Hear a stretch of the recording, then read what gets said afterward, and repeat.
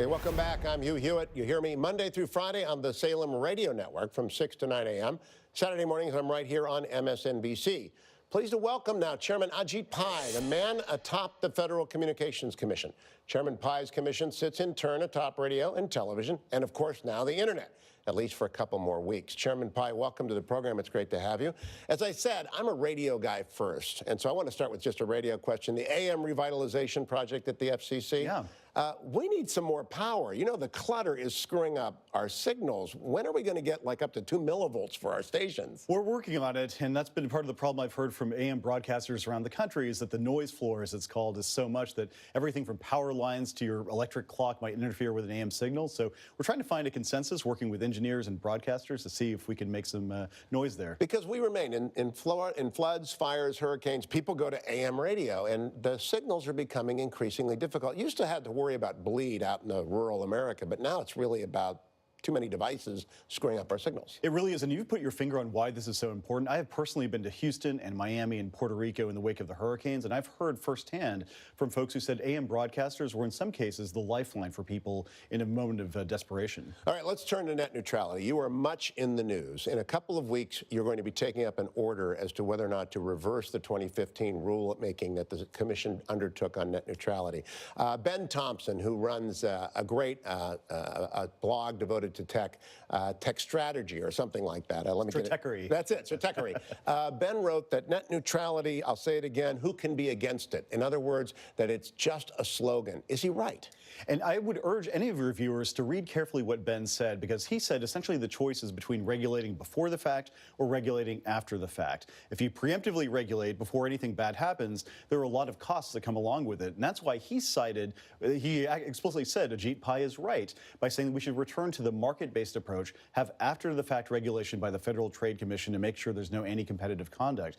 And that's significant not only because of who he is, he's a tech entrepreneur after all, but also because he supports neutrality. And he recognizes that we can have a free and open internet with these light touch rules because we had one from 1996 until 2015. You know, when I was reading the stratechery piece, and it took a long time, because this is not my wheelhouse. I'm a radio guy, but I'm reading through it, and it seemed to me to be counterintuitive where he ended up. But he ended up with, let's stay deregulated, at least for a period certain, to see what happens. Is that carrying the day with any of your critics when an influential tech strategist like Ben Thompson comes along and says, yeah, Pai's right?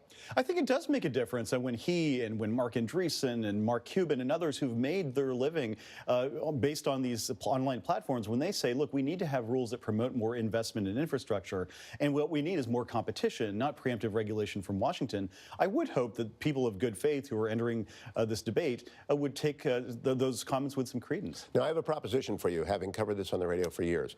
Not 1 in 100 people know what net neutrality means. Right. I really, if they haven't got, they don't even understand that Facebook is running on algorithms, right? So they're not really understanding net neutrality. How did net neutrality end up winning the slogan war if nobody understands what it means? Well, it's a very seductive marketing slogan, and over the years, it's morphed into basically whatever people want it to mean. Originally, it was meant to say, last mile connections, that's where we need to focus our attention. Now it simply means any content on the internet, should it be regulated or should it not be? And so that's one of the reasons why I've tried to focus on the facts. And if you look at the detailed order that we've made public for the first time ever, well before the FCC's vote, we go into painstaking detail as to what it is that a free and open internet means and why our proposed framework, President Clinton's framework, is the right one for that internet. Okay, I'm not given to conspiracy theories, Mr. Chairman, but if you look at the FANG companies, they love the fact that the debate is over the ISP providers. How much of this is hey, worry about your Netflix streaming and don't pay any attention to the fact that we've got market concentration issues that we don't want the antitrust division to look at?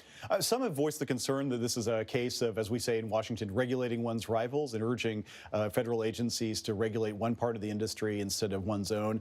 I will leave that for others to debate. What I'm focused on is making sure that we have a free and open internet for the entire internet economy. And to me, at least, by taking this light touch approach at the FCC, by empowering the Federal Trade Commission to take action against anti-competitive conduct from whatever company or whatever part of the economy, I think we'll be able to allow everyone to innovate and for consumers to benefit going forward. Some of the best writers about regulatory overburden talk about pathway evolution. Whenever you regulate, a pathway appears and you go down it a bit.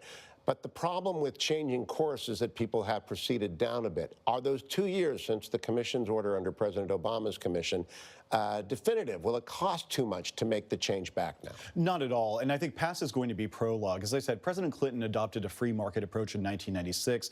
We had that approach for almost 20 years until 2015. Once we return to that framework, I'm confident that the $1.5 trillion we saw in terms of infrastructure investment prior to 2015 will be replicated going forward. And secondly, the important point I think people need to understand is that we do have cops on the beat. We are going to be protecting consumers going forward.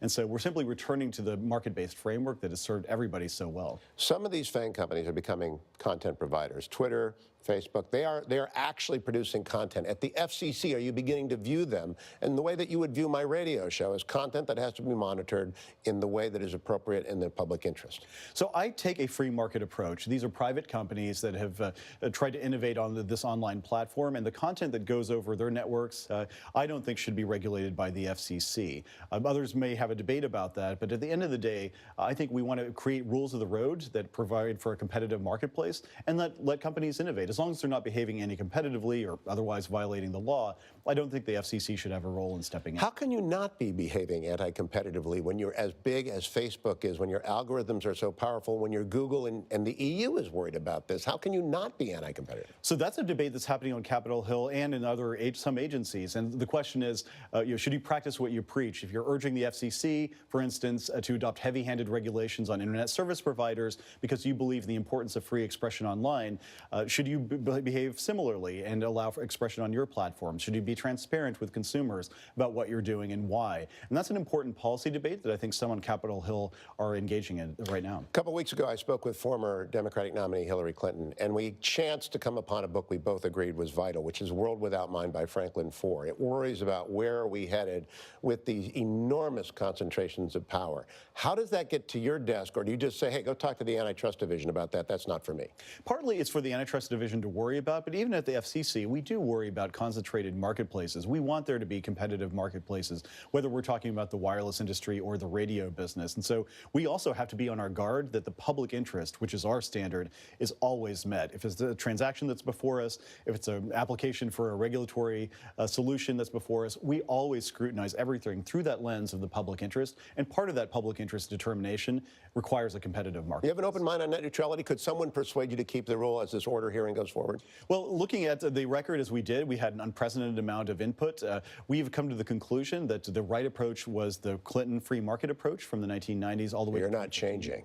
I'm not going to change at this point. If there are certain tweaks that people want to talk about in terms of the free market approach, I'm open to that. But at the end of the day, I think that the comments from everybody from Ben Thompson to other edge providers to the other folks who've submitted comments in the record, I think have persuaded us that we're on the right track. Okay, last question, Mr. Chairman. Congress has not spoken. This is an old statute that you're operating under. It's like the Clean Power Plan being promulgated under the Clean Air Act. It just doesn't work. Should Congress get a new statutory construct in place for the monitoring of internet service providers and content providers? This is certainly something that I think Congress has the prerogative and in some cases the interest in doing. And I've long said that where the FCC often gets into trouble, not just in court, but in public opinion, is when we try to shoehorn the marketplace of today into these antiquated frameworks from yesterday. In this case, putting the internet under the rules that were created in 1934 to handle Ma Bell, the telephone monopoly. And so if Congress sees fit to set rules for the digital road for the entire internet economy, I think that's something that would give certainty to the marketplace and to consumers alike. And you were personally threatened because of this, as was your family. Have they laid off? Did the word get through that left, right, and center simply do not accept that kind of behavior? I would certainly hope so, but I will say that it's an ongoing problem that we've had to deal with, and it's been extremely unpleasant, to say the least, for me, and I'm used to some of it, but especially for my wife and my kids. And